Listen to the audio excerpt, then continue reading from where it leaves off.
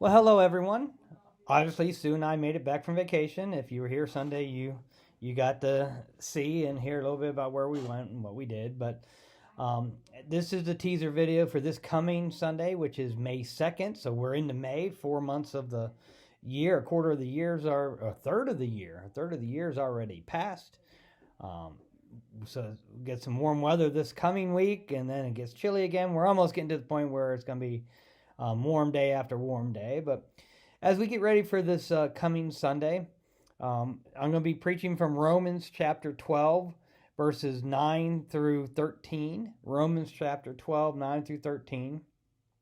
And there's a couple words I'm going to focus on that I'm going to let you think about. But the first thing I want to talk about is I've never been a person that gets too excited about celebrities or famous people. I could care less about the Oscars, the Grammys, or any of these award shows or anything like that. I find that me and the critics really don't have the same type of taste, so I don't really worry about it. I really get upset when an award show takes off one of the programs I normally watch. I kind of get upset when the president um, speech takes off my TV shows too. So maybe I don't like change as far as my TV watching schedule. But um, yeah, I've had opportunity to meet people or encounter them, but I won't walk across the street. It's just not something that interests me because you gotta learn to be content with who you are, and that's one of the big things Scripture talks about is being content with what you have and who you are. But when you think of any of those big events, Oscars, Grammys, any of those award shows, they always have the red carpet thing where all the celebrities are sitting there and they're posing and the paparazzi's taking their pictures. And then usually after those big events, they have these after parties, lavish after parties. I'm assuming, these parties have great food, great service, the best of the best.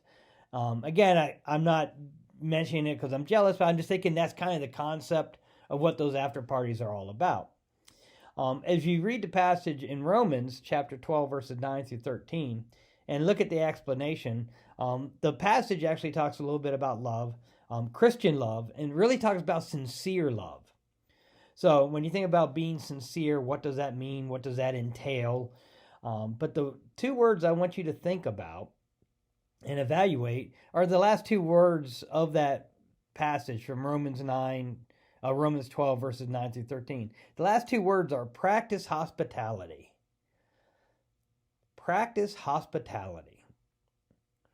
Now, it's interesting because if you think about practicing hospitality, I want you to think about another things when we think about events or the difference between Christian hospitality and entertaining or some things kind of like that. Hospitality, entertaining, because those after events, obviously they are entertaining, they are providing a service for those. But when we think about Christian hospitality versus entertaining,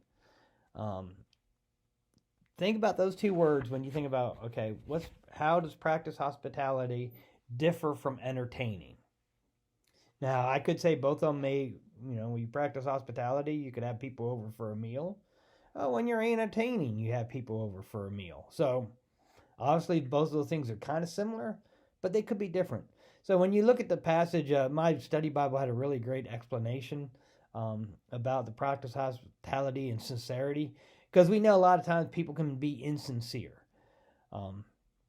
We do things for the wrong reasons. We do things for, self-glory.